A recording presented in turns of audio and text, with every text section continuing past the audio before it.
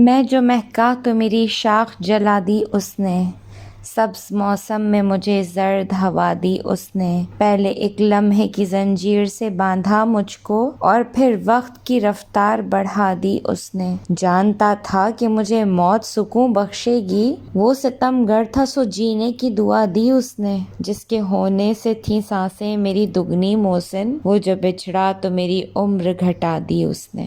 وہ بے ساختہ گویا ہوئی تھی، ازحد تمکنت و بے پرواہی تھی اس کے انداز میں۔ لمحے بھر کو اس نے ہونٹ بھینچے، پھر بھرپور تبسم اس کے سرخی مائل ہونٹوں پر ابھرا تھا۔ وہ وہاں جگمگاتی تمام روشنیوں کا عکس اس کی آنکھوں میں در آیا تھا۔ کیا کہا تم نے، ذرا پھر سے کہنا، باصرار پوچھا۔ آپ بدتمیز ہیں، اس میں شک کیا ہے، سعادت مندی سے کہا گیا۔ میں بدتمیز ہوں؟ آف کورس میں بدتمیز ہوں، تو بدتمیز مجھے تم نے ہی بنایا ہے۔ ہوا کا ایک تیز جھونکا آیا اور اس کے شہد رنگ بالوں کو بکھرا گیا۔ بکھرے بالوں میں اس کا چہرہ چھپا عجیب ہی چھپ دکھلا رہا تھا، اور نہ معلوم دل کس کی کیفیت کا شکار ہو رہا تھا کہ اسے دیکھنے اور دیکھتے رہنے کی لگن میں مبتلا ہو چکا تھا۔ تم نے سوال نہیں کیا، وہ ببل چباتی انشرہ سے مخاطب ہوا۔ تم نے مجھے بدتمیز کیوں بنایا؟ I mean کیسے بنایا؟ I am sorry، مجھے فالتو سوال کرنے کی عادت نہیں۔ وہ شانے اچکاتی ہوئی بے نیازی سے گویا ہوئی۔ میری باتیں تمہارے لیے بیکار باتیں ہیں؟ آپ جو بھی سمجھیں، نہ مجھے آپ کی باتیں اچھی لگتی ہیں نہ آپ۔ اس کے لہجے میں بے رحم سی سچائی تھی۔ لیکن اس دل کا کیا کروں جو انجان رستوں پر چل نکلا ہے، جن راہوں سے کبھی آشنائی نہ رہی تھی ان سازوں پر لہکنے لگا ہے، جن سے دھڑکنوں کو کبھی قرار ہی نہ ملتا تھا۔ اس کے اندر عجیب بے خودی و بے قراری سرایت کر گئی۔ ایک طوفان تھا جو دل کی دنیا کو تہ و بالا کر دینا چاہتا تھا۔ منہ زور جذبوں کی شوریدہ سری، دل میں ابھرتی خواہشوں کی زور آوری، وہ بدل کر رہ گیا تھا۔ یہ بدلاؤ کب آیا وہ بے خبر تھا، اب خبر ہوئی تو بہت دیر ہو چکی تھی۔ دل واپسی کا رستہ بھول بیٹھا، جذبے بڑھتے ہی جا رہے تھے۔ واو، امیزنگ، آپ کا مطلب ہے آپ کو مجھ سے محبت ہو گئی ہے؟ وہ سنجیدگی سے اس کی آنکھوں میں دیکھتی ہوئی استفسار کرنے لگی۔ کیا آپ کو سچ مچ محبت ہو گئی ہے مجھ سے؟ مجھ سے محبت میں کیسے کر سکتا ہوں؟ I hate love، مجھے نفرت ہے محبت سے اور محبت کرنے والوں سے۔ پھر میں تم سے محبت کیسے کر سکتا ہوں؟ وہ ایک دم شاکڈ ہوا۔ میں آپ سے پوچھ رہی ہوں مسٹر نوفل، آپ کو محبت ہو گئی ہے، وہ بھی مجھ سے؟ اس کی کیفیت سے بے خبر وہ پوچھ رہی تھی۔ بلا کی بے باکی و اعتماد تھا لہجے میں، نسوانیت کی ہلکی سی جھلک نے دوشیزگی کی معمولی حیا بھی تو نہیں تھی لہجے میں۔ وہ عورت ہی نہیں ہوتی جو شرم و حیا اور جھجک و وقار کے زیور سے آراستہ نہ ہو۔ اس کی ساری پسندیدگی اور لگاؤ لمحے بھر میں اڑن چھو ہو گئی تھی۔ وہ اس کے پاس سے ہٹ کر ریلنگ پکڑ کر سمندر کی گھور تاریکی میں اچھلتی چمکتی لہروں کو دیکھنے لگا، جو رات کی تاریکی میں محیب بہروپ دھارے ہوئے تھی، بدصورت محیب خوفناک روپ۔ ارے آپ کو چپ لگ گئی؟ چند لمحے قبل بڑے ریشہ ختمی ہو رہے تھے، کیا اچانک ہی محبت کرنے کا ارادہ تبدیل ہو گیا ہے جناب کا؟ وہ ہنستی مسکراتی اس کے قریب چلی آئی اور وہ کچھ دور ہوا۔ میں نے کب کہا مجھے تم سے محبت ہو گئی ہے؟ وہ خشک لہجے میں بولا۔ اتنی جلدی ارادے بدل بھی گئے اور نگاہیں بھی؟ سب خوش فہمی ہے تمہاری، میں تم سے کیا کسی سے بھی محبت نہیں کر سکتا۔ میں نے محبت کرنے والوں کے چہرے بڑے بھیانک دیکھے ہیں اور دل ان چہروں سے زیادہ بدصورت و سیاہ دیکھے ہیں۔ جاؤ یہاں سے، چلی جاؤ، گیٹ لاسٹ۔ اس نے دونوں ہاتھوں سے اسے دور پھینکا، وہ چیختی ہوئی گری اور گہرے پانیوں میں ڈوبتی چلی گئی۔ انشرا، وہ چیختا ہوا اٹھ بیٹھا، تو اس طرح سے مجھے خود تلک رسائی دے کہ میرے دل کی صدا بھی تجھے سنائی دے، تو میرے دل کے آئینے میں سمائے یوں، میں دیکھوں خود کو مگر تو مجھے دکھائی دے۔ واہ بھائی واہ، پیارے میاں، جمعہ 4 دن اس کے عشق نے تجھے تو شاعر بھی بنا دیا۔ مجنوں تو پہلے دن سے ہو گیا تھا۔ اچھی آپا جو اٹھتے بیٹھتے بیٹے کو شاعری کے دیوان رٹتے دیکھ رہی تھیں، خاصی دیر سے اسے وہ قطع رٹتے دیکھ کر ہنس کر گویا ہوئیں۔ اماں، یہ آپ میری تعریف کر رہی ہو یا تانے مار رہی ہو؟ دس از ناٹ فیئر اماں، وہ ہاتھ میں پکڑی کتاب ٹیبل پر رکھتا ہوا بولا۔ تم جو بھی سمجھو یہ تمہاری مرضی ہے، میں یہ دیکھ رہی ہوں بہو ابھی گھر آئی نہیں ہے اور تم ابھی سے ماں سے دور ہونے لگے ہو۔ کل جب وہ لڑکی گھر آئے گی تو میری طرف دیکھنا بھی گوارا نہ ہوگا۔ پیارے میاں نے حیرت سے ماں کی طرف دیکھا جو مزے سے پان چبا رہی تھی۔ وہ اٹھ کر ان کے قریب بیٹھتا ہوا گویا ہوا، اماں آپ اس رشتے پر دل سے خوش نہیں ہو؟ یہ کیا بات کی آپ نے کہ میں سودا کو گھر لانے کے بعد آپ کی طرف دیکھوں گا بھی نہیں؟ حیرت ہے آپ نے یہ سوچ بھی کیسے لیا بھلا؟ میری ماں کی جگہ کسی اور کو کیوں کر مل سکتی ہے؟ سوتے جاگتے اٹھتے بیٹھتے سودا سودا کا راگ الاپتے رہتے ہو، پھر کہتے ہو میری ماں کی جگہ کوئی نہیں لے سکتا۔ بالکل ٹھیک کہہ رہا ہوں اماں، اگر کوئی شک ہے تو آزما کر دیکھ لو۔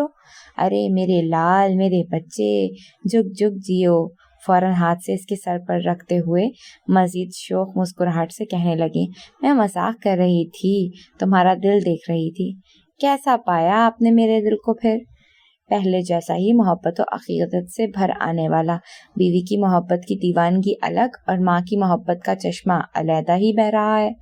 آپ مجھ سے خوش تو ہو نا اماں؟ وہ خوش ہو کر بولا، ہاں ہاں بہت خوش ہوں۔ پھر سودا تمہاری ہی نہیں میری بھی پسند ہے۔ میرے مرحوم بھائی کی بیٹی، میرا خون ہے وہ، تمہیں مجھ سے کبھی جدا نہیں کر سکتی کہ اپنوں کو سہارا دیتے ہیں، وہ مجھے سہارا دے گی۔ بالکل، وہ آپ کی سوچوں سے بڑھ کر ثابت ہوگی۔ یہ تو ہر وقت شعر و شاعری میں مگن کیوں رہنے لگا ہے؟ آخر کوئی وجہ بھی تو ہو رٹے لگانے کا۔ کیا سودا نے کہا ہے؟ سودا فرمائش کہاں کرے گی، وہ تو بات بھی نہیں کرتی۔ عجیب چھوئی موئی سی لڑکی ہے، دیکھنے سے ہی موم کی مانند پگھلنے لگتی ہے۔ اور یہ شاعری اس لیے یاد کر رہا ہوں کہ لڑکیاں ایسے لوگوں سے بہت انسپائر ہوتی ہیں جو شعروں کی زبان میں بولتے ہیں، ادبی جملے استعمال کرتے ہیں۔ سودا بھی ایسی ہی لڑکی لگتی ہے، شعر و ادب کی دل دادا۔ اس کی نگاہوں میں گھبرائی شرمائی سودا کا چاند سا چہرہ تھا، وہ چاند جو دنوں رات اس کے دل کے افق پر جگمگانا تھا۔ زید کی کاروباری مصروفیات کم ہونے کے بجائے بڑھتی جا رہی تھیں اور رضوانہ عروہ اور زید کے رشتے کے لیے عمرانہ پر دباؤ بڑھاتی جا رہی تھیں کہ کسی بھی طرح سے زید سے اپنی بات منوا کر دھوم دھام سے منگنی کر دی جائے۔ عروہ نے ایموشنلی پریشرائزڈ کر رکھا تھا، مائدہ اور سودا کی منگنی نے اسے کچھ زیادہ جذباتی کر ڈالا تھا۔ عمرانہ کی بھی آرزو یہی تھی اور آخرکار وہ اسے مل گیا تھا۔ زید بیٹا، مجھے آپ سے کچھ بات کرنی ہے، بے حد ضروری۔ وہ کمرے میں داخل ہوتے ہی نرم محبت بھرے لہجے میں بولی۔ جی کیا بات ہے ماما؟ وہ رسٹ واچ دیکھتا ہوا متوجہ ہوا۔ اس طرح نہیں، آپ ریلیکس ہو کر بیٹھیں، اس طرح بھاگتے دوڑتے ہوئے مجھ سے بات نہیں ہو سکتی۔ وہ مائنڈ کرنے لگی۔ ایز یو وش ماما، اب بتائیں کیا بات ہے؟ وہ ان کی خاطر اطمینان سے بیٹھتا مسکرا کر گویا ہوا۔ نیکسٹ ویکینڈ آپ کی اور عروہ کی انگیجمنٹ کی ڈیٹ دینا چاہ رہی ہوں، آپ بتائیں کون سا دن موزوں رہے گا؟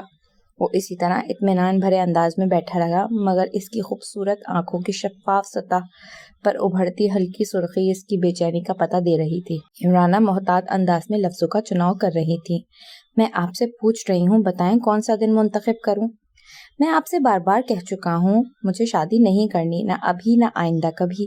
لیکن کیوں؟ اس کی تحمل سے کہی گئی بات پر وہ جھلا کر بولی، کیوں نہیں کریں گے آپ شادی؟ کس کی خاطر جوگ لے رہے ہیں؟ جوگ لینے کا دور گزر گیا ہے۔ میں جانتا ہوں مما، روگ و جوگ کے دور لد گئے ہیں، پھر کبھی شادی نہ کرنے کی رٹ کیوں لگا رکھی ہے؟ اس لیے مما کہ میرے سامنے میرے والدین کی ناکام و نامراد شادی شدہ زندگی کا تجربہ موجود ہے۔ جس عمر میں چڑیا بھی اپنے بچوں کو گھونسلوں میں تنہا نہیں چھوڑتی، اس عمر میں آپ دونوں نے ہمیں بے آسرا چھوڑ دیا تھا، علیحدگی اختیار کر لی تھی۔ آپ کو معلوم نہیں، جس دن سے پاپا دوسرے گھر میں شفٹ ہو گئے تھے، اسی دن میرے اندر بھی ایک خلا پیدا ہو گیا تھا۔ تنہائی کی افریت نے مجھے دبوچ لیا تھا۔ اس دن سے آج تک میں اس آسیب کے شکنجے میں ہوں اور شاید مرتے دم تک رہوں گا۔ اپنے باپ کے ہر جائے پن کی سزا مجھے کیوں دینا چاہتے ہیں آپ؟ ان کی بے وفائی کے پیچھے آپ کا ہی قصور ہے۔ میرا قصور کیا ہے؟ یہ آپ کیا کہنا چاہ رہے ہیں زید؟ سوری مما، آپ کو ہرٹ کرنا بالکل نہیں چاہتا، لیکن سچ خود کو منوا کر رہتا ہے۔ آپ نے پاپا سے محبت کی مگر اعتبار نہیں کیا۔ محبت اور اعتبار ایک سکے کے دو رخ ہیں۔ آئی ایم ریئلی سوری، میں پہلی بار آپ کی کوئی خواہش رد کر رہا ہوں۔ آئی ایم سوری، ریئلی سوری، میں عروہ سے شادی نہیں کر سکتا۔ وہ نرم مگر اٹل لہجے میں کہتا ہوا وہاں سے نکل گیا۔ ख्वाबों की दुनिया में भी अजीब बस्तियां बसी होती हैं जहां अनहोने सपनों का राज होता है। लाशऊर में छुपी ख्वाहिशें हकीकत का पैराहन ज़ेबतन किए महवे रक़्सां होती हैं। इसने भी अजीब सा ख्वाब देखा था जहां वो सच्चाई के बरक्स एक ऐसी लड़की से इजहार मोहब्बत कर रहा था जिससे इजहार ख्वाबो ख्याल में भी करने का इरादा ना करता था। सारा दिन वो इन सोचों में घिरा रहा। रात को बाबर से मुलाकात होने पर इसने अपनी उलझन इसे बताई तो वो पहले कुछ कह न सका, फिर यकलक मुस्कुराकर गोया हुआ। ख्वाब का ताल्लुक हमारे दिल से होता है। हमारे दिल के खुफिया खानों में जो मोहब्बत छुप कर बैठी होती है ना, कि जिसकी खबर हमें भी नहीं होती, ख्वाब किसी मकनातीस की मानंद इस मोहब्बत को खींच लेता है। वो खासी संजीदगी से इससे कह रहा था। बकवास मत करो, वो चिढ़कर गोया हुआ। बकवास नहीं कर रहा, सच कह रहा हूँ। क्या सच कह रहे हो? तुम्हें भी सावन के अंधे की तरह हरा हरा ही सूझता है, मोहब्बत करके समझते हो सब इस खराफात में मुब्तला है। वो इसकी संजीदगी भरे राय पर सही मायनों में भड़क उठा था। ये क्या कह रहे हो? खराफात? मेरी मोहब्बत खराफात है तुम्हारी निगाहों में? तुम ऐसे कैसे कह सकते हो यार? बिल्कुल इसी तरह जिस तरह तुमने कहा है कि मैं इसकी मोहब्बत में मुब्तला हो चुका हूँ। This is not possible, this is impossible. तुमने खुद ही कहा था कि तुम इसकी कदर करने लगे हो। वो ऐसी वैसी लड़की नहीं है जिस तरह तुम इसे समझते थे, वो तुम्हारी सोचों से बढ़कर साबित हुई है। फिर अब कहते हो तुम इससे मोहब्बत कर ही नहीं सकते। इज्जत करना अलहदा बात है और मोहब्बत तो वक्त का ज़िया है। न आया हुई तुमसे न बयां हुई हमसे, बस सुलझी हुई आंखों में उलझी रही मोहब्बत। शट अप, वो बोलता हुआ उठ खड़ा हुआ।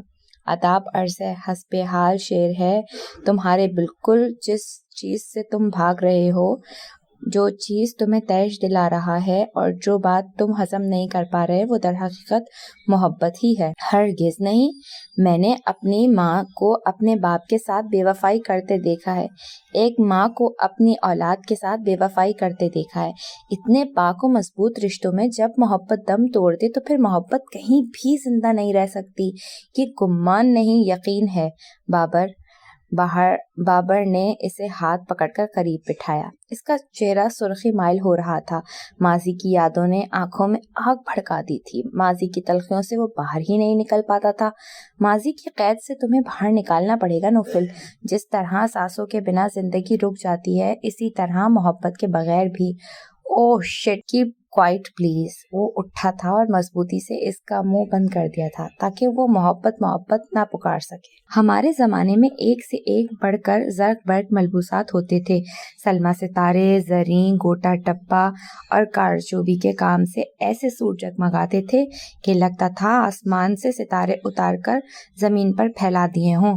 सूफिया ने करीब रखे मुख्तलिफ सूटों को देखते हुए नाकदाना लहजे में ज़मरुद बेगम से कहा, जिन्होंने सौदा की पसंद व मिजाज को मद्देनजर रखते हुए शॉपिंग की थी, क्योंकि शादी की शॉपिंग थी और इसने साथ जाने से इनकार करके इनकी मर्जी और मंशा पर छोड़ दिया था। अब बन्नो हमारे तुम्हारे जमाने लद गए हैं, जब झिलमिलाते कपड़ों से ही दुल्हन की छप दिखाई देती थी।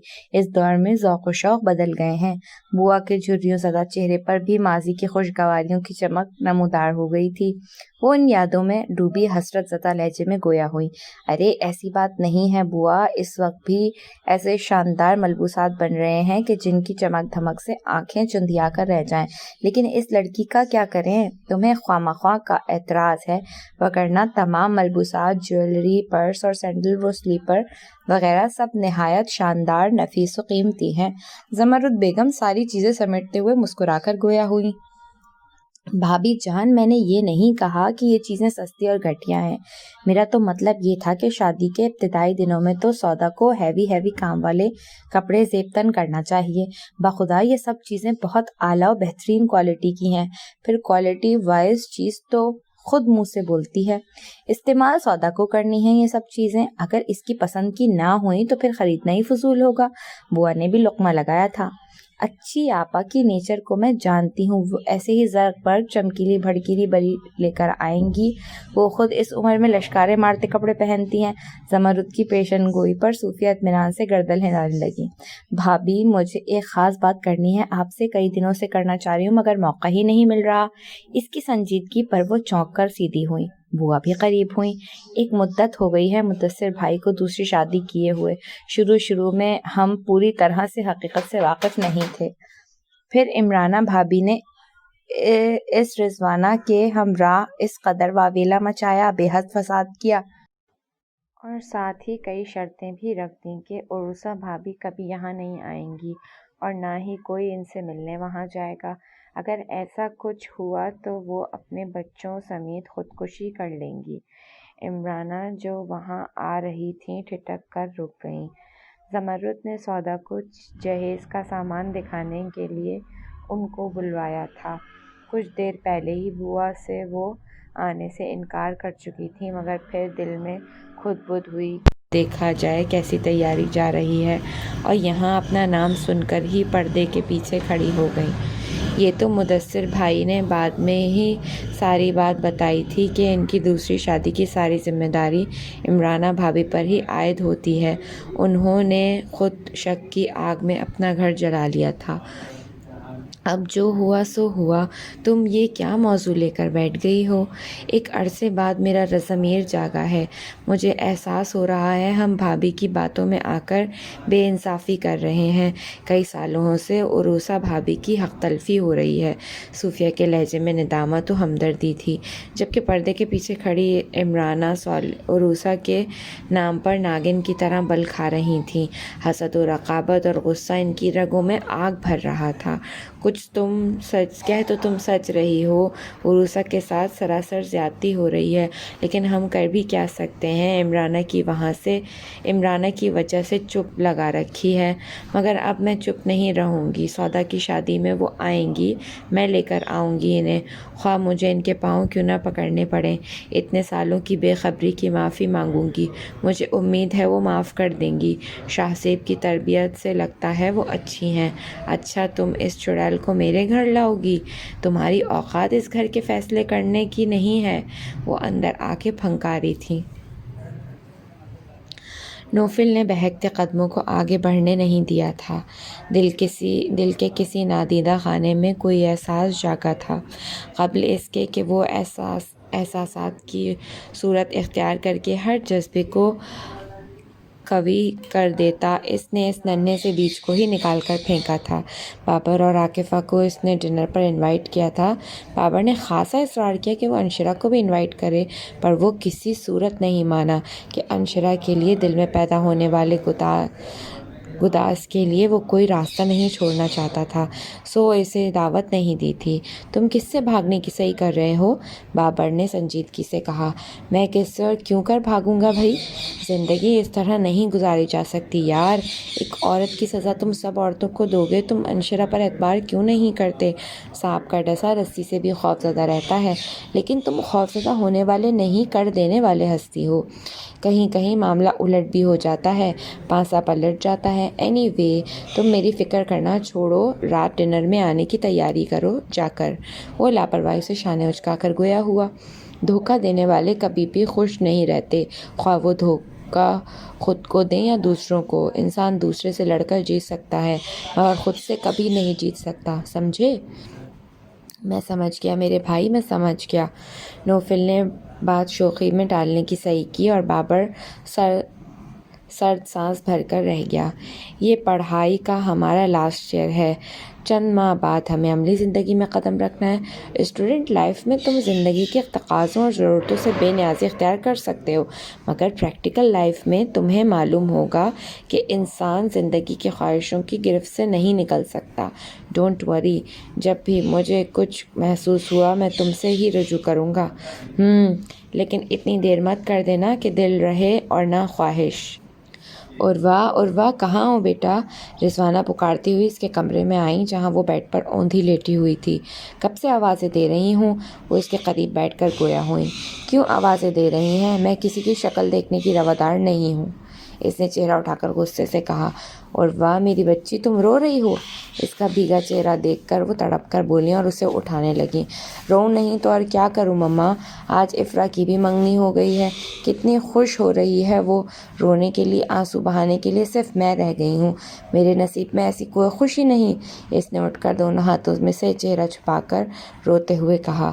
ارے کیسی باتیں کر رہی ہو میری جان، روئیں تمہارے دشمن، ان کو کوئی خوشی نصیب نہ ہو، تم ہزاروں لاکھوں خوشیاں دیکھو گی، مجھے اب بہلائیں مت مما، لانگ ٹائم سے آپ مجھے بیوقوف بنا رہی ہیں۔ وہ اسٹون مین جب عمرانہ آنٹی کے قابو میں نہیں آیا تو آپ کی بات بھلا کیوں کر مانے گا؟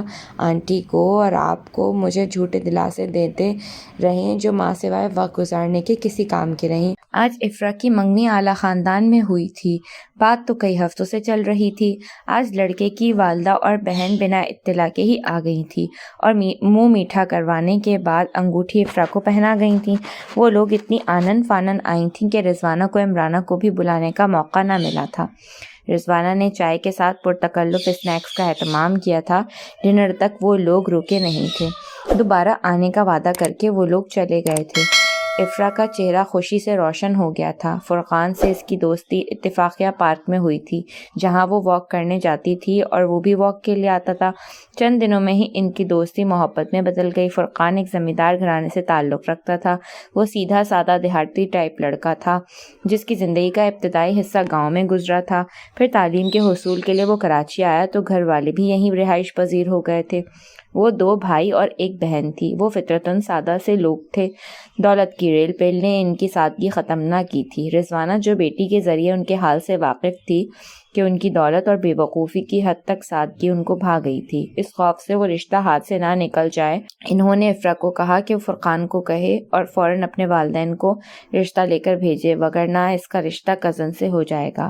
اس سادہ لوح بندے نے ایک دن بھی صبر نہ کیا اور افرا تو بار بار گنگناتی ہوئی انگوٹھی کو چوم رہی تھی۔ وہ ایک دم سے مغرور ہو گئی تھی۔ اسے عروہ کا بھی خیال نہ رہا تھا جو زخمی نگاہوں سے ان کو دیکھ رہی تھی۔ پھر اس سے برداشت نہ ہوا تو کمرے میں آ کر رونے لگی۔ افرا کی منگنی کیسے جھٹ پٹ کر دی آپ نے اور مجھے لٹکا کر رکھا ہوا ہے۔ افرا تم سے زیادہ سمجھدار اور ٹیلنٹڈ نکلی۔ تم سب کچھ کر کے بھی زید کو اپنی طرف مائل نہ کر سکی اور وہ ایک ماہ میں ہی فرقان کے نام کی انگوٹھی پہنے بیٹھی ہے۔ وہ اس کے آنسو صاف کر کے بولی تھی۔ فرقان کے دل میں افرا کے علاوہ کوئی دوسری لڑکی نہیں تھی، اس لیے وہ افرا پر مر مٹا ہے اور وہ اینگری ینگ مین سودا کو پہلے سے ہی دل میں بٹھائے بیٹھا ہے۔ پھر مجھے وہاں جگہ کیسے ملتی؟ اگر وہ سودا سے سچی میں پیار کرتا تو کسی کی ہمت نہ تھی سودا کی پیارے میاں سے منگنی کروانے کی۔ تمہیں بہت بڑی غلط فہمی ہے کہ زید سودا سے پیار کرتا ہے، جبکہ ایسا بالکل نہیں ہے۔ ان کے لہجے میں یقین تھا۔ وہ عمرانہ آنٹی کے خوف سے برداشت کر رہا ہے۔ اگر ایسا ہی ماں سے ڈرنے والا ہوتا تو اب تک ماں کے خوف سے تم سے شادی کرنے پر رضامند ہو چکا ہوتا۔ آپ نے اس کی آنکھوں میں سودا کے لیے محبت ہی دیکھی نہیں ہے۔ میں نے دیکھی ہے، ایک بار نہیں بار بار۔ بڑے دنوں بعد چکر لگایا ہے لاریب صاحب، خیریت تو رہی نا سب؟ جہاں آرا اس کے روبرو بیٹھتے ہوئے پیار بھرے لہجے میں بولی۔ آپ نے یاد کرنا ہی چھوڑ دیا شاید۔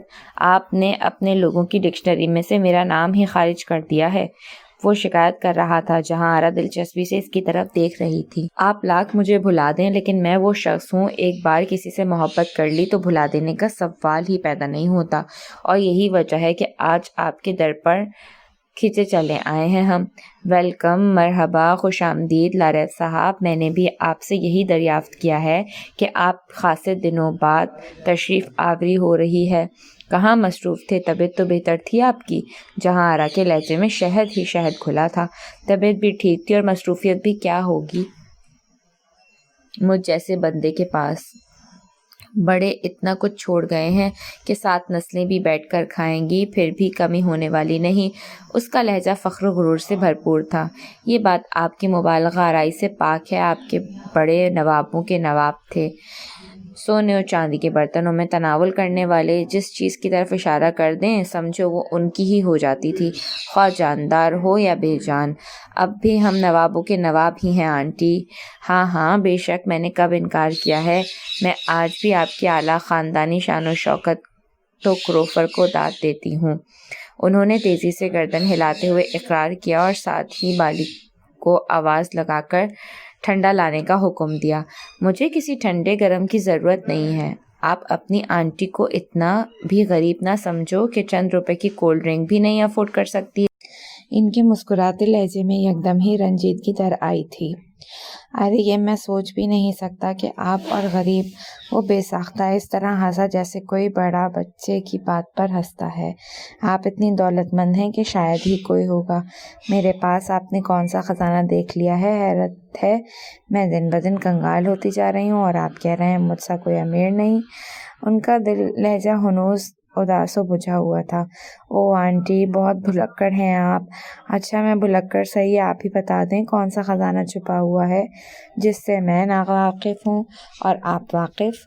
وہ اس کے انداز پر چکرا کے رہ گئی تھی۔ مائی لولی آنٹی، انشرا کو بھول رہی ہیں آپ؟ وہ کسی خزانے سے کم ہے۔ آپ ایک بار اس کی بولی لگا کر تو دیکھیں۔ وہ مدھم و سنسنی خیز لہجے میں گویا ہوا۔ انشرا؟ وہ گہرا سانس لے کر رہ گئیں۔ جی انشرا کی ہی بات کر رہا ہوں۔ اس کے حسن میں کئی خزانے چھپے ہیں، آپ اس کا استعمال تو کر کے دیکھیں۔ راتوں رات اتنی دولت برسنے لگے گی کہ آپ کے لاکرز کم پڑنے لگیں گے۔ تماش بین میں نے کبھی پائے نہیں ہیں، ساری زندگی صاف ستھرا کام کیا ہے۔ اب جبکہ وہ بازار ہی نہیں رہا جہاں حسن اور عشق پرستی کے سودے ہوا کرتے تھے، ایک لڑکی کے ذریعے میں کہاں تک کما سکتی ہوں، اور لڑکی بھی وہ جو ناک پر مکھی نہ بیٹھنے دے۔ سب ہو جائے گا، آپ صرف ہمت کریں۔ وہ ایک لڑکی آپ کو ہزاروں لڑکیوں سے زیادہ کر دے گی، صرف آپ حوصلہ کیجیے۔ ابھی آپ کو معلوم نہیں، وہ لڑکی اپنے اندر ایک جہان رکھتی ہے، اتنی ہوشیار و چالاک ہے کہ سوتے ہوئے بھی چوکنا رہتی ہے۔ وہ چاہنے کے باوجود اس کے ہم خیال نہ ہو پا رہی تھیں۔ گھی نکالنے کے لیے اب انگلیاں ٹیڑھی نہیں کرنی پڑی، کیونکہ سیدھی انگلی سے ہی گھی نکل جاتا ہے۔ سمجھ رہی ہیں نا آپ میری بات کو؟ وہ دھیمے لہجے میں گفتگو کر رہا تھا۔ میری اوقات تو آپ چھوڑیے، اوقات تو آپ کی بھی نہیں رہی ہے اس گھر کے فیصلے کرنے کی۔ اس گھر پر جتنا حق آپ کا ہے اتنا میرا بھی ہے۔ اس گھر اور گھر کے مکینوں کو جتنے صدمے و ذلت دینے تھے وہ آپ دے چکی۔ اب آپ کی منمانی نہیں چلنے والی۔ صوفیہ نے بھی اٹھ کر جوابی وار کیا۔ نمک حرام و طوطا چشم تم جیسے لوگوں کو ہی کہا جاتا ہے۔ تم نے اور تمہاری بیٹی نے جس دن سے اس گھر کی دہلیز عبور کی، اس دن سے اس گھر کی سکون و خوشیاں رخصت ہو گئی تھی۔ غلط کہہ رہی ہیں آپ، جس دن سے آپ بھائی کی زندگی میں آئی تھیں اصل بربادی اس دن سے ہی شروع ہوئی تھی۔ یہ کیا ہو رہا ہے؟ تم دونوں کو جو منہ میں آ رہا ہے وہ بولے جا رہی ہو۔ ادب و آداب، عزت و احترام کو ایک ہی دن میں خیر آباد کر دیا ہے۔ عمرانہ کی اچانک آمد اور دونوں کی زبانوں نے زمرد کو گنگ کر دیا تھا۔ پھر جلد ہی وہ حیرت زدہ لہجے میں گویا ہوئیں۔ یہ کس طرح سے فیصلہ کر سکتی ہے اس ڈائن کو اس گھر میں لانے کا؟ وہ مدثر کو مجھ سے چھین چکی ہے اور اب یہ گھر کیا یہ بھی مجھ سے چھین لے گی وہ؟ عمرانہ گویا انگاروں پر چل رہی تھیں۔ عروسہ بھابی نے بھائی کو نہیں چھینا، تم نے خود دیا ہے بھائی کو۔ عروسہ بھابی، شرم نہیں آتی تمہیں اس کمینی نیچ عورت کا نام دہراتے ہوئے؟ کمینی اور نیچ کون ہے یہ وقت نے ثابت کر دیا ہے، اور یہ ضد اب پتھر کی لکیر ہو گئی ہے کہ عروسہ بھابی اس گھر میں آئیں گی اور ان کو آنے سے کوئی روک کر دکھائے تو صحیح۔ بہت مدت بعد صوفیہ بھی اپنے جاہو جلال میں آئی تھی، ورنہ پہلے تو دل کی بھڑاس نکال کر چپ ہو جایا کرتی تھی، مگر اب سودا پر لگائے گئے گھٹیا الزام اور مارنے کی سزا نے ان کی ممتا کو گھائل کر دیا تھا، اور اس بے بنیاد الزامات سے اس قدر دل برداشتہ ہوئی تھیں کہ خودکشی جیسے حرام فعل اپنانے پر بھی راضی ہو گئی تھیں۔ وہاں زید کی صورت میں اللہ نے ان کی مدد کی اور بچا لیا تھا، لیکن بیٹی کی عزت کی خاطر انہوں نے پیارے میاں سے فوراً ہی سودا کے رشتے کی بات مان لی تھی۔ حالانکہ وہ اچھی آپا کو پسند نہیں کرتی تھی، مگر وہی بات تھی کہ مرنے والے کو حرام بھی حلال ہوتا ہے۔ سودا ان کی اکلوتی بیٹی تھی، اس لیے ان کے دل میں بھی ڈھیروں ارمان تھے، اور وہ تمام ارمان دل میں ہی دفن ہو گئے تھے، صرف اس بد دماغ، بد لحاظ و خود پرست عورت کی ڈکٹیٹرشپ کے باعث۔ وہ اس گھر میں قدم رکھ کر تو دکھائے، پھر دیکھنا کس طرح قیامت برپا کرتی ہوں میں یہاں۔ ایسا تماشا ہوگا کہ یاد رکھو گی۔ تماشا تو آپ کر سکتی ہیں کیونکہ ساری زندگی آپ نے یہی کام کیا ہے، پھر تماشا شوق سے کیجیے گا، وہ نڈر انداز میں بولی۔ بھوا سودا کو جا کر کہیں کہ وہ مونس کو کال کر کے بلوائیں، حد ہو گئی ہے۔ عمرانہ کو نہ اپنے رتبے کا خیال ہے، نہ صوفیہ کو اخلاق کا پاس رہا ہے، دونوں نے جھگڑا شروع کر دیا ہے۔ وہ گروسری کر کے اسٹاپ پر کھڑی ٹیکسی کا انتظار کر رہی تھی۔ آج موسم گرم تھا، گو کہ سورج غروب ہو چکا تھا، شام سرمئی اندھیرے میں گم ہونے لگی تھی، ماحول میں ابھی بھی حبس باقی تھا، ہوا بھی گرم تھی۔ اس نے اکتا کر سڑک پر رواں دواں ٹریفک کی جانب دیکھا جہاں ٹیکسی کا دور دور تک پتہ نہیں تھا۔ السلام علیکم۔ قریب ہی سفید رنگ کی کار آ کر رکی تھی۔ آپ؟ وہ نوفل کو دیکھ کر چونکی۔ جی میں۔ وہ ڈرائیونگ ڈور سے گردن جھکائے بولا، یقیناً آپ کسی پرابلم کا شکار ہیں، آئے میں آپ کو ڈراپ کر دیتا ہوں۔ نو تھینکس، کیب آ جائے گی ابھی۔ نامعلوم کب آئے گی، ہری اپ، بس آنے ہی والی ہوگی کیب، خاصی دیر سے ویٹ کر رہی ہوں۔ اچھا نہیں لگا اس کی آفر ایکسیپٹ کرنا، جب خاصی دیر سے نہیں آئی تو اب کیوں آئے گی؟ آپ بلا وجہ بحث کر رہے ہیں، مجھے آپ کے ساتھ نہیں جانا۔ جب سے اسے اپنے رشتے کی خبر ہوئی تھی تب سے اس سے ناآشنا سی چڑ و ضد ہو گئی تھی۔ شاید اس کی وجہ یہ تھی کہ وہ اس شخص کا بے حد لاڈلا و چہیتا تھا جس نے اسے ناجائز کہہ کر ٹھکرا دیا تھا۔ اب تو تمہیں جانا ہی ہوگا، کم آن۔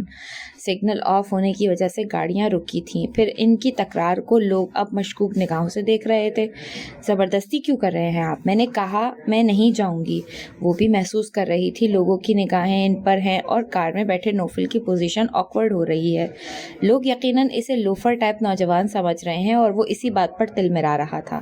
کیا ہی گولڈن چانس ہے اس کی مرمت کروانے کا؟ اس کے دل میں خیال ابھرا اور وہ کہہ کر آگے اس طرح گھبرا کر چلنے لگی گویا وہ کوئی اجنبی ہے جو اسے تنگ کر رہا ہو۔ شٹ اپ، کہاں جا رہی ہو تم؟ تیز تیز قدموں سے وہ اسے آگے جاتے دیکھ کر لمحے بھر کو بھونچکا رہ گیا۔ از راہ مروت وہ اسے لفٹ دینا چاہتا تھا اور نہ معلوم کیوں اس کی رسوائی کا سامان پیدا کر رہی تھی یہ۔ کیا ناٹک ہے تمہارا یہ؟ Are you made? اس کے وجی چہرے پر جنون سا پھیل گیا تھا۔ وہ لمبے لمبے ڈگ بھرتا اس کے قریب پہنچا اور غصے سے گھرایا، جب میں آپ کے ساتھ جانا نہیں چاہتی تو پھر آپ کیوں فالو کر رہے ہیں؟ وہ بھی اسی کے انداز میں گھرائی۔ پہلے میری بے وقوفی تھی مگر اب میری انا کا معاملہ ہے، تمہیں میرے ساتھ چلنا ہوگا، اب انکار کی کوئی صورت ہی باقی نہیں۔ سگنل گرین ہونے والا تھا، لوگ گاڑیوں سے گردن نکالے اس تماشے کو دلچسپ نگاہوں سے دیکھ رہے تھے۔ میں نے کہا نہ، اپنی خیریت چاہتے ہیں تو پہلے سے تو یہاں سے چلے جائیں۔ اگر میں نے شور مچایا تو لوگ آپ کا وہ حشر کریں گے کہ آپ کے گھر والے بھی آپ کو پہچاننے سے انکار کر دیں گے۔ وہ دیکھ رہی تھی چند نوجوانوں نے اپنی گاڑیوں سے نکلنا شروع کر دیا تھا۔ بہت عجیب سی صورتحال ہو گئی تھی۔ وہ بھی ان لڑکوں کو دیکھ رہا تھا جو گاڑیوں سے نکل رہے تھے۔ ایک لڑکی کی نظروں میں ہیرو بننے کے لیے اس لمحے اس نے انشرا کی طرف دیکھا تو اس کی بلی جیسی چمکدار آنکھوں میں ایک عجیب سی چمک تھی، جیسے کوئی دشمن اپنے دیرینہ دشمن کو مشکل میں دیکھ کر خوب لطف اندوز ہوتے ہوئے مزید مشکلات بڑھاتا ہے۔ اے مسٹر، چہرے سے کسی اچھی فیملی کے فرد دکھائی دے رہے ہو، مگر ان محترموں کو کیوں تنگ کر رہے ہو؟ ان میں سے ایک بولا، قریب مت آنا، اب دن دہاڑے لڑکیوں کو اغوا کرنے لگے ہو۔ ایک بڑے میاں بھی ان کے قریب پہنچ کر سرزنش کرنے لگے۔ دس از آور پرسنل میٹر، پلیز گو اوے۔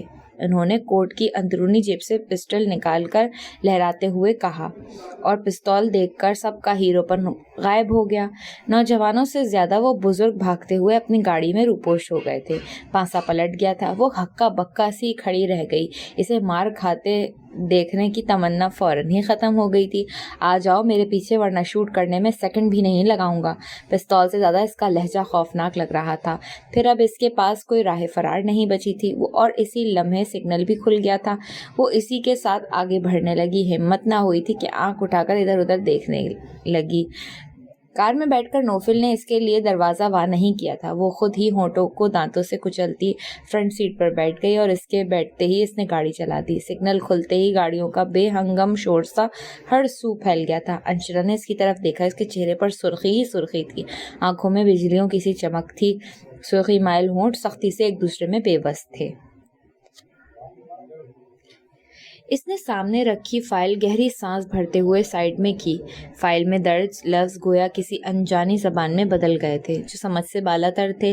ہاتھ میں پکڑا پین ہولڈر میں لگا کر اس نے کرسی کی پشت سے سر ٹکا کر آنکھیں موند لی تھی۔ یک کے بعد دیگرے وہ مشکلات کا شکار ہوتا رہا تھا۔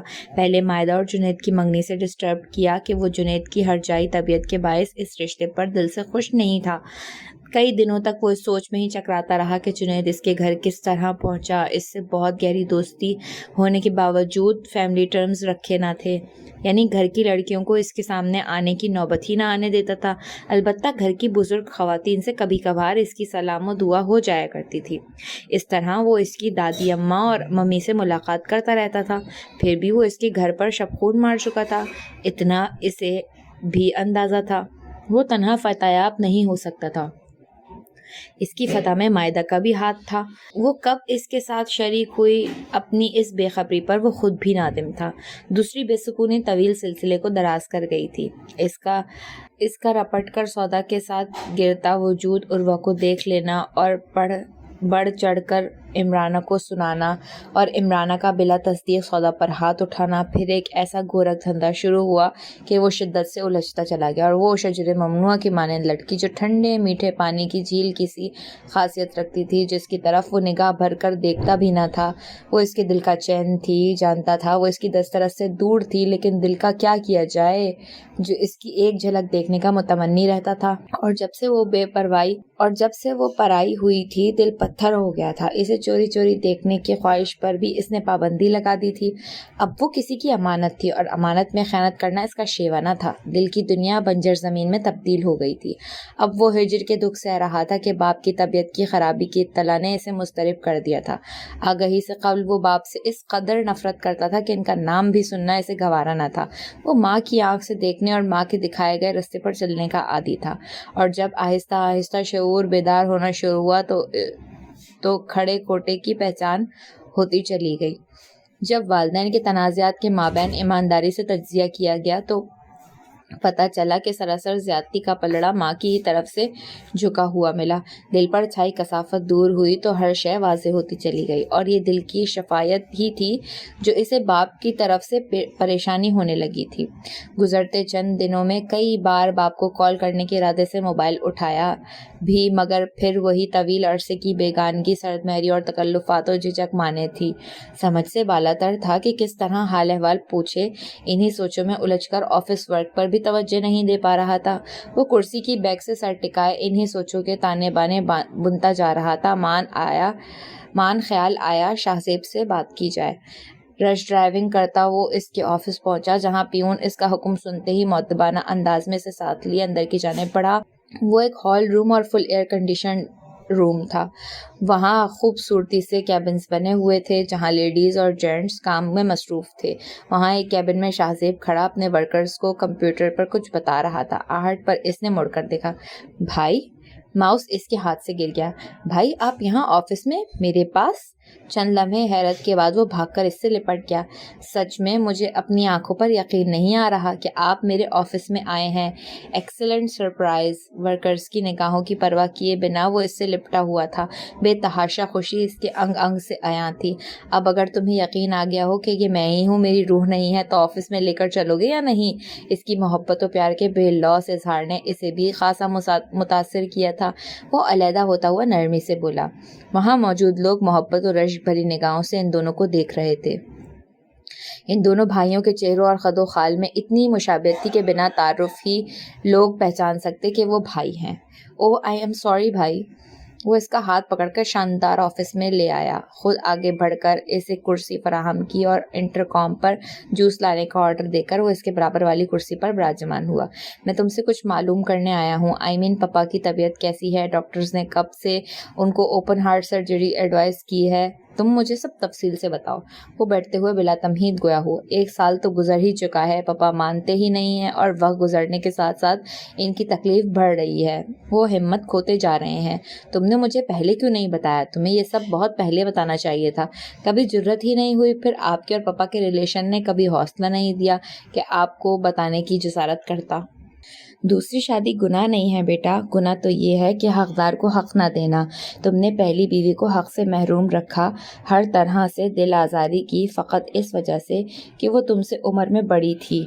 ये कोई माकूल वजह नहीं है। रहमत बाबा ने शफ़क़त भरे लहजे में कहा था। बाबा, बड़ी उम्र की औरत कम उम्र मर्द के साथ सूट करती है? क्यों नहीं करती? क्या 60-70 साल उम्र के बूढ़े के साथ नौ उम्र लड़की से शादी नहीं की जाती? दुनियावी बातें छोड़ें کیا ہمارے لیے سب سے روشن مثال ہادی برحق حضرت محمد مصطفیٰ صلی اللہ علیہ وآلہ وسلم اور بی بی خدیجۃ الکبریٰ رضی اللہ تعالی عنہ کی نہیں؟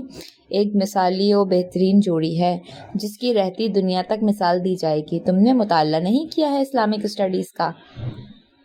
آپ نے بالکل درست تو بہترین مثال دی ہے۔ کسی حد تک میں بھی اسلامک ہسٹری سے آگاہ ہوں، مگر میں بشر ہوں، گناہ گار و خطا کار، ان مبارک ہستیوں کے قدموں کی دھول سے بھی بدتر ہوں۔ میں ان کے تقابل کا سوچ بھی کیسے سکتا ہوں؟ میری ذات محدود و پیمانے کی ہے۔ میں نے تمہیں ایک مثال دے کر سمجھایا ہے، وگرنہ تکلیف در حقیقت یہ ہے کہ ہمارے مرد صرف ان سنتوں کی پیروی کرتے ہیں جو ان کو ذاتی طور پر فلاح پہنچاتی ہیں۔ ہمارے مذہبی امور میں انفرادیت سے زیادہ اجتماعیت کو پسند فرمایا جاتا ہے، نفع و ایثار سب کے لیے ہو۔ بالکل میرے بزرگ، آپ کی ہر بات میں تسلیم کرتا ہوں، کوئی اختلاف نہیں ہے۔ میں نے ماضی کی کتاب آپ کے آگے اسی لیے واقع کی ہے کہ آپ مجھے ترغیب دیں کہ کس طرح جانے و انجانے میں کیے گئے گناہوں کی تلافی کر سکوں، لغزشوں کا مداوع ممکن ہو سکے تاکہ بے سکون دل کو سکون حاصل ہو جائے۔ بابا صاحب، میں کہتا ہوں دنیا کا سب سے بڑا دکھ بے سکون ہونا ہے۔ دولت، عزت، شہرت کے باوجود بے سکونی، یہی المیہ ہے پیسے کا ہونا اور پیسے کا نہ ہونا۔ حد سے زیادہ امیری، حد سے زیادہ غریبی، دونوں ہی برائی کے رستوں پر لے جاتا ہے۔ اعتدال ستھرا اور بہترین رستہ ہے۔ وہ باتوں کے دوران ہاتھ میں پکڑے تسبیح کے سبز دانے گراتے جا رہے تھے۔ جب خاموش ہوتے تو دانے گرنے لگتے تھے۔ بات یہ نہیں ہے بابا صاحب، میں نے 2 شادیاں کی اور پچھتا رہا ہوں۔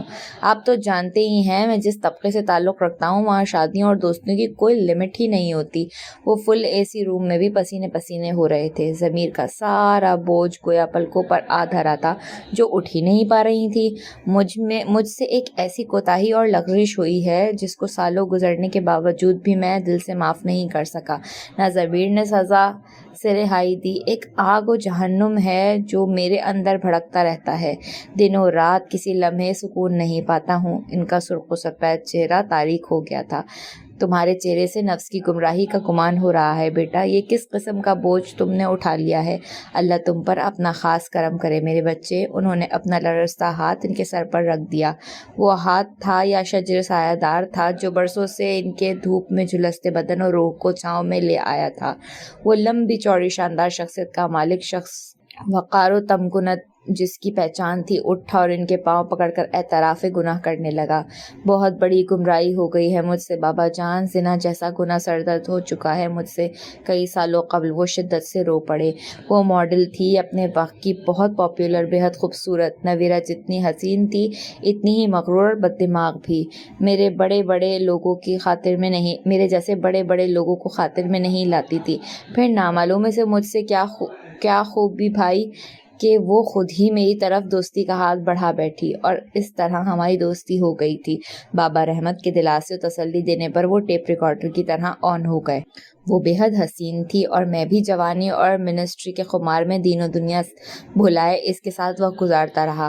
گھر میں نہ شوبز کی دنیا میں کسی کو بھی کانوں کان ہمارے معاشرے کی خبر نہ ہو سکی تھی۔ پھر ایک دن وہ میرے پاس بہت پریشان حالت میں آئی تھی۔ وہ ماضی میں کھو گئے۔ ارے یہ کیا حال بنا رکھا ہے تم سے کہا تھا نا کہ آج ہم سارا دن باہر گزاریں گے۔ تم نے لگتا ہے کل سے ڈریس چینج ہی نہیں کیا۔ وہ اس کے شکن آلود کپڑے اور بکھرے ہوئے ترتیب بال دیکھ کر بولا۔ کل رات سے میری طبیعت ٹھیک نہیں۔ وہ خشک ہونٹوں پر زبان پھیرتے ہوئے گمسم لہجے میں کہہ رہی تھی۔ کیا ہوا؟ موسم کی تبدیلی میں فیور فلو ہونا عام بات ہے۔ وہ اس کا چہرہ دونوں ہاتھوں میں لیتا ہوا شوخی سے بولا۔ مجھے نزلہ بخار نہیں ہوا ہے۔ وہ اس کی آنکھوں میں دیکھتی ہوئی بولی۔ آئی ایم پریگننٹ، ہمارا بیبی آنے والا ہے۔ واٹ؟ اس کے مسکراتے چہرے پر ایک دم بوکھلاہٹ اور غصے کی سرخی پھیلتی چلی گئی۔ ہاتھوں میں تھاما چہرہ جھٹکے سے دور کیا۔ کیا بکواس کر رہی ہو؟ دماغ خراب ہو گیا ہے تمہارا؟ جن کے ہاں بیبی پیدا ہونے والا ہوتا ہے ان کا کیا دماغ خراب ہوتا ہے؟ اس کے سخت رویے پر دل برداشتہ ہو کر وہ گویا ہوئی تھی۔ کیا تم نے بچہ رٹ لگا رکھی ہے؟ میں کہتا ہوں اب اس فضول بکواس کو فوراً ختم کرو، ابارشن کرا لو۔ ڈاکٹر کہتی ہے ٹائم اوور ہو چکا ہے۔ پھر آپ نے کہا تھا جلدی شادی کریں گے ہم۔ اب شادی کرنی پڑے گی آپ کو۔ زندگی بھر وفا کے وعدے کرنے والا لمحوں میں اجنبی بن گیا تھا۔ میں شادی کروں گا تم جیسی عورت سے جس کی شام کسی کے ساتھ اور رات کسی دوسرے کے ساتھ گزرتی ہے؟ تم نے مجھے پاگل سمجھا ہوا ہے جو کسی دوسرے کا گناہ میرے سر تھوپنے آئی ہو؟ وہ لفظ نہیں تھے، تیروں کی برسات تھی جو دل پر برس رہی تھی۔ کتنا بڑا الزام لگا رہے ہیں آپ! اگر میری کوکھ میں پلنے والا بچہ گناہ ہے تو اس گناہ میں آپ بھی برابر کے شریک ہیں۔ مسٹر یوسف، آپ تو بے حد عام سے امیرزادے نکلے، میں تو آپ کو بہت خاص سمجھی تھی۔ خاموشی سے نکل جاؤ یہاں سے ورنہ زندہ دفن کروا دوں گا اور کسی کو پتہ بھی نہیں چلے گا کہ تم کہاں غائب ہوئی ہو۔ وہ خوبصورت شہزادہ یکلخت ہی بھیانک بھیڑیے میں بدل گیا تھا۔ ٹھیک کہتی تھی ممی کہ آپ کا اصل چہرہ اب دکھائی دے گا، اور دیکھ لیا میں نے آپ کی حوث بھری بدصورت کری شکل۔ پھر وہ بے تحاشا روتے ہوئے ان سے ہاتھ جوڑ کر بولی، رحم کریں مجھ پر، لاکھوں مردوں میں سے آپ کو فوقیت دی ہے، میں قسم کھا کر کہتی ہوں آپ کے سوا میری زندگی میں کوئی مرد نہیں آیا۔ ہر طوائف یہی کہتی ہے اس کی زندگی میں پہلے کوئی مرد نہیں آیا، میں نے اللہ کی قسم کھائی ہے یوسف۔ طوائف کیا، اس کی قسم کیا، تمہاری قسم پر اعتبار کر کے میں مان لوں کہ یہ ناجائز بچہ میرا ہے؟ وہ استہزائیہ انداز میں گویا ہوا تھا۔ آپ کو ماننا ہوگا یہ بچہ آپ کا ہی ہے، آپ کو مجھ سے نکاح کرنا ہوگا، ورنہ میری عزت تو داغدار ہو چکی ہے، سلامت میں آپ کی عزت بھی نہیں رہنے دوں گی، دنیا کو دکھا دوں گی آپ کا اصل مکروہ چہرہ و کردار، زندہ رہو گی تو دکھاؤ گی نا، وہ خوفناک لہجے میں بولا تھا۔ عمرانہ کا پارا ہائی ہو چکا تھا، گھر میں صوفیہ اور ان کی آوازیں گونج رہی تھیں۔ مؤنس صاحب کے آنے پر صوفیہ ان کے سمجھانے بجھانے پر چپ ہو گئی تھیں، مگر عمرانہ کو لگ رہا تھا بازی ان کے ہاتھ سے نکل رہی ہے۔ زیادتی کرنے والے کو کبھی محسوس ہی نہیں ہوتا کہ وہ زیادتی کر رہا ہے، اور جب اس کے احتساب کا وقت آتا ہے تو وہ واویلا کرتا ہے۔ یہی حال ان کا بھی تھا، کسی کو خاطر میں لانا ان کی عادت میں شامل نہ تھا۔ مؤنس صاحب کی عمر اور رتبے کا خیال کیے بغیر ان سے بھی بدتمیزی و بد کلامی کی، اور حسب عادت مائدہ کے ہمراہ رضوانہ کے گھر چلی گئی تھی۔ شومئی قسمت وہاں ان کے لیے محض گرم تھا۔ میں عمرانہ کو کال کروں ورنہ وہ ناراض ہوگی۔ افرا کے سسرال والے انگوٹھی پہنا کر چلے گئے، نہ بلایا نہ بتایا، غیروں کی طرح چھوڑ دیا۔ وہ اندر قدم رکھنے والی تھیں، مان اندر سے رضوانہ کی آواز ابھری، کوئی ضرورت نہیں ہے اس دوکھلی اور جھوٹی عورت کی پرواہ کرنے کی، وہ غیروں سے بدتر ہیں، آ جاتی ہیں یہاں جھوٹی محبت جتانے۔ عروہ کی نفرت بھری آواز پر عمرانہ اور مائدہ نے ایک دوسرے کی طرف حیرت سے دیکھا، پھر اندر داخل ہو گئی تھی۔ ارے عمرانہ، بڑی عمر ہے تمہاری، ابھی تمہیں ہی یاد کر رہی تھی۔ رضوانہ ان کو اچانک دیکھ کر سٹ پٹا گئیں، پھر لبوں پر مسکراہٹ سجا کر ان کی طرف بڑھیں، جبکہ عروہ اسی طرح بیٹھی رہی۔ ہاں بھائی، کیا کہہ رہی تھی تم؟ میں دوگلی اور جھوٹی عورت ہوں؟ کیا جھوٹ بولا ہے میں نے تم سے، اور کیا دوگلا پن کیا ہے، بتاؤ تو ذرا۔ بھڑکی ہوئی وہ پہلے ہی تھی، عروہ نے جلدی پر تیل کا کام کر دیا تھا۔ بالکل غلط نہیں کہا میں نے، جو آپ ہیں وہی کہہ رہی ہوں، یہی پوچھ رہی ہوں کیا کہہ رہی ہو۔ ارے عمرانہ، تم بھی کہاں اس کی باتوں کو دل پر لے رہی ہو، کل سے ڈسٹرب ہے۔ دراصل کل رات بنا انفارم کے افرا کی ساس اور نند آ گئی تھی، وہ بات پکی کر گئیں اور شگن کے طور پر گولڈ کی رنگ افرا کو پہنا گئیں۔ بس تب سے اسے غصہ آ رہا ہے کہ سب منگنی شدہ ہو گئی ہیں، اور زید ہے کہ ہاں اس کی نہ ہاں میں نہیں بدل رہی ہے۔ زید کی نہ ہاں میں بدلے گی بھی کیسے؟ اس عورت کے اختیار میں نہ ہسبینڈ تھا نہ بیٹے پر کنٹرول ہے، صرف جھوٹ بولنا آتا ہے۔ عمرانہ حق تک عروہ کی بگڑی صورت دیکھ رہی تھی۔ کل تک جس کے منہ سے بات کرتے ہوئے پھول جھڑتے تھے آج انگارے برس رہے تھے۔ تمہیں شرم نہیں آ رہی مما سے اس طرح بات کرتے ہوئے عروہ؟ تم کون سی نیک پروین ہو؟ جس طرح جنید کو الو بنا کر تم نے منگنی کی ہے وہ میں اچھی طرح جانتی ہوں، تم شرم کی بات نہیں کرو تو بہتر ہے، اس نے استہزائیہ انداز میں مائدہ کو کہا۔ رضوانہ خاموش کھڑی تھی۔ میری بیٹی میں اتنے گٹس تو ہیں کہ جنید کو الو بنا کر منگنی تو کری نا، اور تم تو سب کر کے بھی محروم ہو۔ عمرانہ پلیز، یہ کیا کہہ رہی ہو تم؟ تمہیں ایسی بات زیب نہیں دیتی؟ رضوانہ سخت برا مانتے ہوئے کہنے لگی، واہ میری باتیں آپ کو پتھروں کی طرح لگنے لگی، اور یہ تو جیسے پھول برسا رہی ہے، وہ دکھائی دے رہا ہے آپ کو؟ وہ بچی ہے، اس کے دل کی حالت سمجھنے کی کوشش کرو، یہ کیا سمجھے گی؟ مائدہ کا بوجھ ان کے سر سے ہٹ گیا، ان کو دوسروں کی فکر کرنے کی کیا ضرورت ہے بھلا؟ ویسے بھی خود غرض ہیں یہ، اور وہ بھی بدتمیزی و بد کلامی میں ان کا پڑتو ہی ثابت ہو رہی تھی۔ اب مجھے کیا معلوم تھا کہ تم شادی کے لیے اتنی بے قرار ہو کہ تم سے سگی بہن کی خوشیاں اور دوسروں کی خوشیاں بھی برداشت نہیں ہو رہی۔ رات سے ہی تم حسد کی آگ میں اس قدر جل رہی ہوگی کہ تمہیں یہ بھی پہچان نہ رہی کہ تم کس سے اور کیا بات کر رہی ہو۔ رضوانہ غصے سے بھڑکی۔ ہوش میں آؤ عمرانہ، تم سسرال میں لڑ جھگڑ کر اتنی ماہر ہو گئی ہو کہ اب تمہیں یہ بھی احساس نہیں رہا کہ کس سے لڑنا چاہیے اور کس سے نہیں۔ کل ان لوگوں سے لڑتی تھی اور آج ہم سے بھی ایسے ہی لڑ رہی ہو۔ رضوانہ نے غصے سے چیختے ہوئے بیٹی کی طرف داری کی۔ ماما چلیں، اب یہاں ہمارا رکنا بے عزتی ہے۔ مائدہ نے ماں کا ہاتھ تھاما اور وہاں سے نکل گئیں۔ کسی نے انہیں روکنے کی زحمت بھی نہیں کی تھی۔ ٹریفک کی روانی کم ہوئی تھی، ساتھ ہی اس نے کار کی سپیڈ بھی کم کی تھی۔ اے سی کی کولنگ کی وجہ سے اندر کا ماحول ٹھنڈا تھا اور اس ٹھنڈک میں بھی نوفل کی پیشانی پر ننھے ننھے قطرے چمک رہے تھے۔ آخر اس زبردستی کا مقصد کیا ملا آپ کو روڈ پر تماشا کر کے؟ آخر اپنی اہمیت و حاکمیت جتانے کا شوق کیوں ہے آپ کو؟ تماشا میں نے نہیں، تم نے کیا ہے۔ میں نے بہت خلوص سے تمہیں آفر کی تھی۔ کیا آج سے قبل میں نے تمہیں کبھی ڈراپ نہیں کیا تھا؟ تم اس طرح ریئیکٹ کر رہی تھی گویا ہم ایک دوسرے کو جانتے ہی نہیں۔ اس کے انداز میں سخت برہمی و غصہ تھا۔ ہمارے درمیان کوئی ایسا فرینڈلی ریلیشن نہیں ہے۔ جب آپ چاہیں گے میں آپ کے ساتھ چلی جاؤں گی۔ آپ کی نگاہوں میں خواہ میری کوئی بھی ویلیو ہو، لیکن میں ایک عزت دار لڑکی ہوں۔ چے خوب، میں تمہیں ڈیٹ پر لے جا رہا تھا۔ اس کے لہجے کی تپش مزید بڑھ گئی تھی۔ بہت منہ توڑ جواب ملا تھا، وہ کچھ کہہ نہ سکی۔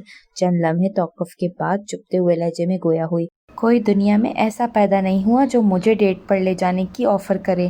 نوفل نے ایک جلتی ہوئی نگاہ اس پر ڈالی اور پھر استہزائیہ مسکراہٹ سے بولا، میں ایسے اخلاق باختہ چیلنج قبول نہیں کرتا، وگرنہ۔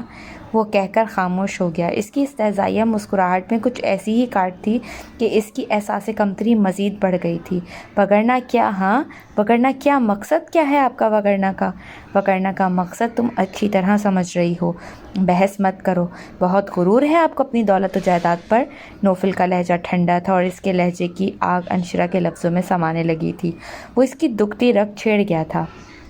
میں کردار کو اہمیت دیتا ہوں، پیسہ کردار پر کبھی فوقیت حاصل نہیں کر سکتا، لیکن عورت کے لیے کردار سے زیادہ امپورٹنس دولت و جائیداد کی ہوتی ہے، جس کی خاطر وہ سب کچھ کر سکتی ہے۔ مجھ سے زیادہ عورت کے کردار کو کوئی جان ہی نہیں سکتا۔ میں نے سب بھلا کر تم سے دوستی کی تھی۔ میں سمجھا تھا میں غلط ہوں۔ اس کی نگاہوں میں آہستہ آہستہ ایک چہرہ ابھرنے لگا تھا۔ آج تم نے بلا وجہ تماشا کر کے ثابت کر دیا میں غلط نہیں تھا۔